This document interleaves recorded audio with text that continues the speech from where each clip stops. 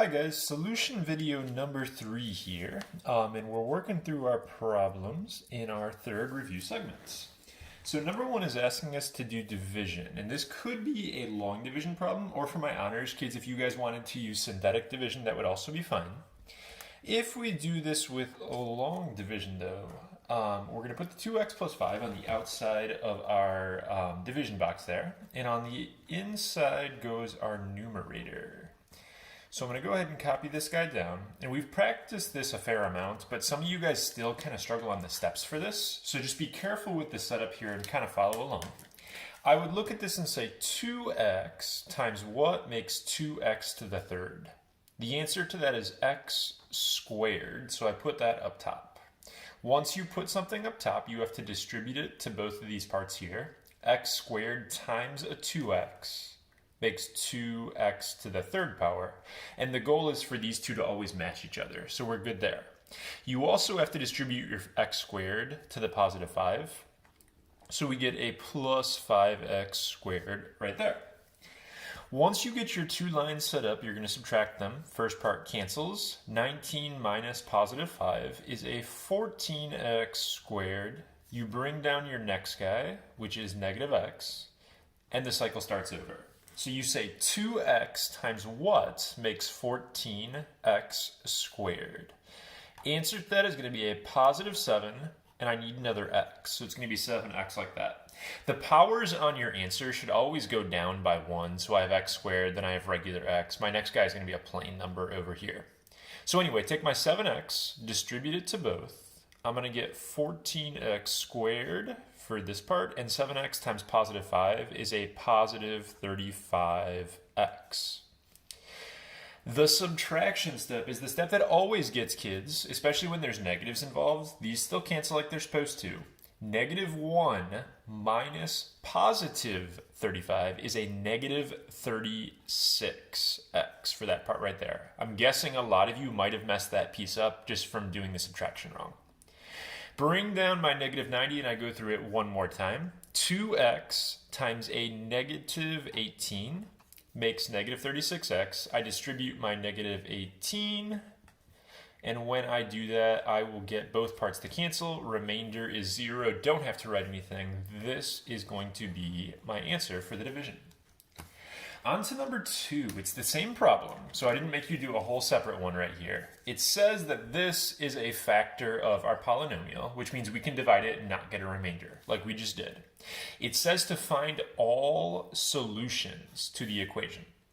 So when you do division, this guy broke up, the thing I divided by, and the answer that I just got are my two pieces right here. If I were to FOIL these out and distribute everything, I'm not going to, but it would get you back to the thing right here, the polynomial that you start with. So you take the thing you divided by and your answer, and you just solve both of them by setting them equal to 0. So the first guy is just linear. If you subtract 5, you divide by 2. That one is not that bad. You should get negative 5 over 2. With this guy over here, the quadratic, you could do quad formula, that would be fine. You could also do magic numbers, which is going to be a lot easier. So if you set up your magic numbers, you should get x plus 9 and x minus 2. Kind of skipping the work on that. If you get solutions for both of those, you should get negative 9, and you should get positive 2. So in all, we have 3 answers to this problem, which makes sense because it was x to the third power. On to number 3. Number 3 is factoring by grouping. These aren't that hard, but it's been a little while since we've done them. With grouping, you group up your first 2 terms and your last 2 terms, and you pull out GCFs. On my first 2, I can take out a 2 as far as numbers go, and I can take out 2 x's. So I'm going to have a 2x squared right there. My inside is going to say 2x minus 3. On my second half right here, it looks like you can actually take out a 24. That's a GCF that you may not have seen just off the top of your head, but 24 goes into both of those, and you'll get 2x minus 3 here as well. Parentheses always supposed to match. That means we did it right. And my 2 little pieces here are going to go 2x squared plus 24 and 2x minus 3. Now it does say to solve as well, which means equaling these to 0 and getting answers. The linear guy, pretty easy. You're going to get x equals positive 3 over 2 if you equal it to 0 and solve it. So you'll get this. For the other guy, I have to do a tiny bit of algebra here. So if I equal a 2x squared plus 24 to 0, I would subtract 24. So I have 2x squared equals negative 24. I would divide by 2, so I got x squared equals negative 12. And then I would do a square root to both sides. If you do a factor tree and everything on the 12, it'll be x equals plus or minus, because I did do a square root to both sides. And it's going to go 2I root 3. The I is because it was the square root of negative 12. And again, you would do a factor tree on 12 to get that answer. X to the third, 1, 2, 3 answers, plus or minus count separately. We are good to go on that one. On number 4, they're asking for two things: perimeter and area for this rectangle. I'm going to go ahead and fill out my other two sides with the matching pieces here, because that'll make it easier to see what's going on. Perimeter, not that bad. All I'm going to do is add all 4 sides together. So I have to do this, this, this, this. I'm going to combine like terms and not write it out. If I do a 10 plus a 15 plus a 10 plus a 15, those all together will make a 50. And then I've got negative 2 root 3. Positive 4 root 3, negative 2 root 3, positive 4 root 3. So I can combine like terms on those, and I will get a positive 4 root 3 when I do that. So that is going to be combining like terms on all 4 sides. For the area on this problem, I need to make sure that I multiply length times width, which means doing FOIL. So if I set these up, I got 10 minus 2 root 3, and I've got 15 plus 4 root 3. And I have to FOIL those two out to get myself my area. So setting up the pieces there, I'm going to have a 150 plus 40 root 3. And then it's going to go minus 30 root 3. And finally, minus 8. And the part people always mess up, negative 2 times 4 makes negative 8. But root 3 times root 3 makes root 9. You got to multiply your insides. 8 root 9. Square root of 9 is a nice answer. It's just regular everyday 3. So negative 8 times 3 is going to be negative 24. So if I combine like terms, 150 minus 24 is going to be 126. Yep. And then I have 40 root 3 minus 30 root 3. Those make plus 10 root 3. So you FOIL, you clean it up, and you should get your answer. Number 5 tells us we have to combine these two logs first. And we learned how to do that. When you add, you have to multiply the insides together. So I'm going to keep these log base 3. You keep the log base the same. And I have to do x plus 5 times 2. Which means you have to distribute the 2 to both of those to multiply. You're going to get 2x and then plus 10. Still equal to 2 on this problem. Now that I've got it down to just a single log, what I'm going to do is the conversion trick that I talked to you guys about. So if you do that, it is going to say 3 to the power of 2 equals the 2x plus 10. It goes base to answer equals inside. Now we got 9 equals 2x plus 10, and from there it's just easy algebra, getting x by itself. If you solve that, you're going to get x equals negative 1/2, negative 1 over 2.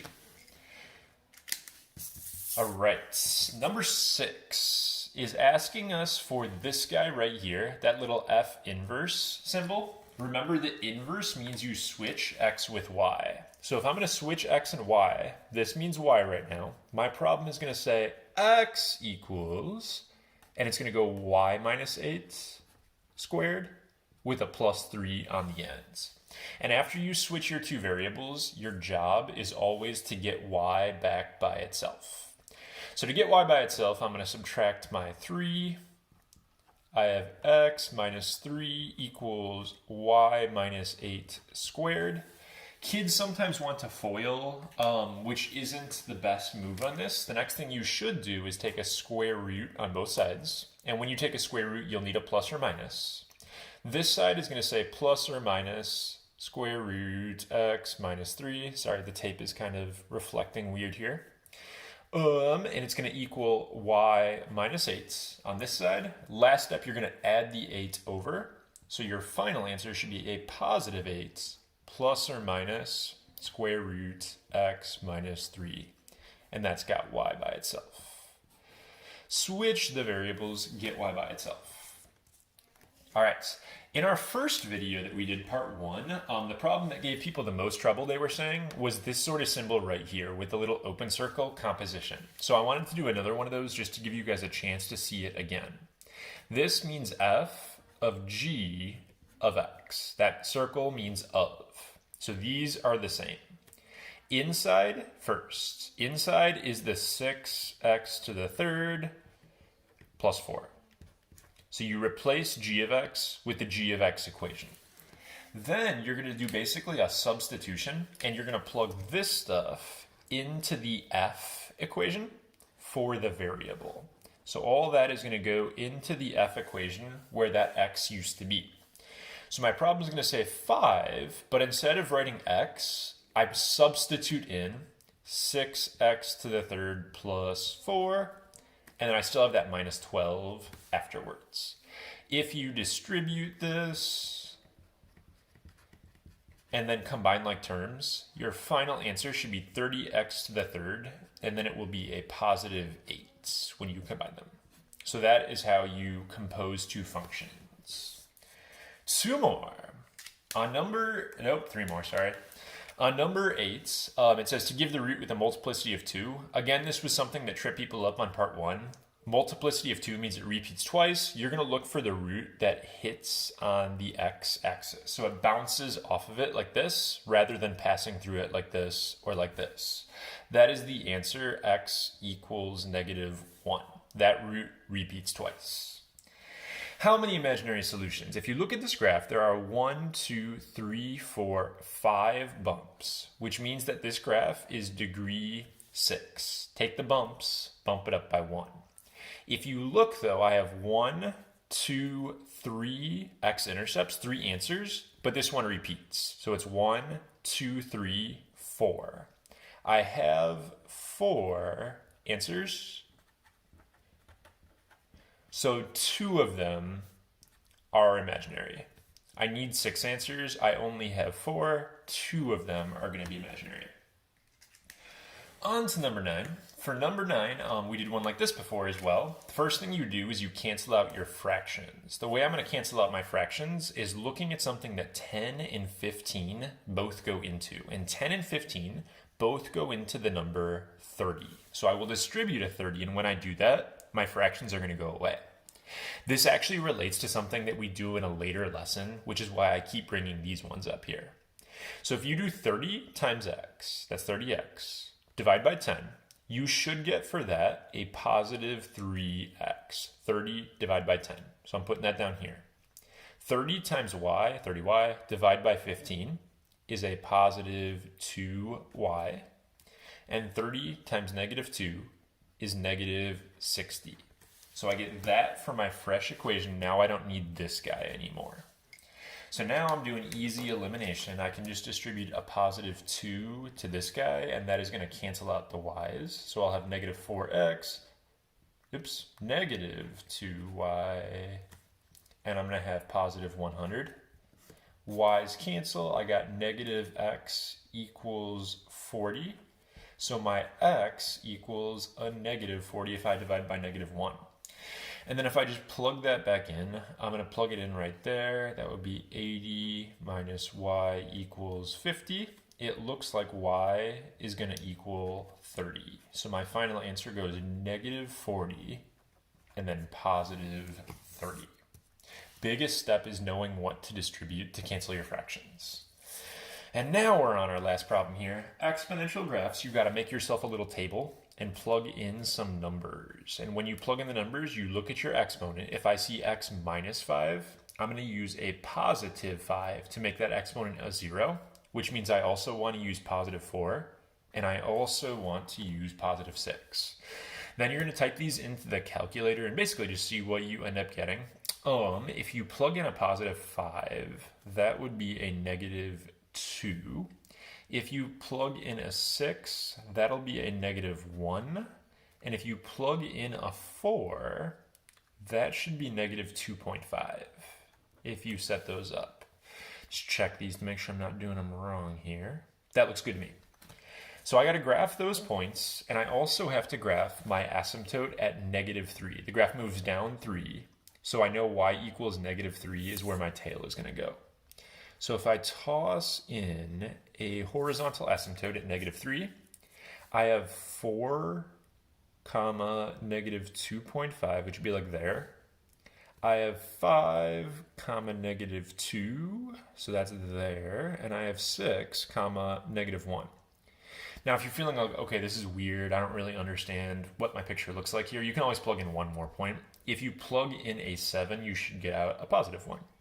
So you can do extra points if you want to, but basically the picture is going to look like this. So I've got my exponential curve right here, steep side, flat side. My domain is all real numbers, and my range is that y is greater than negative 3 because all the y's are above my asymptote.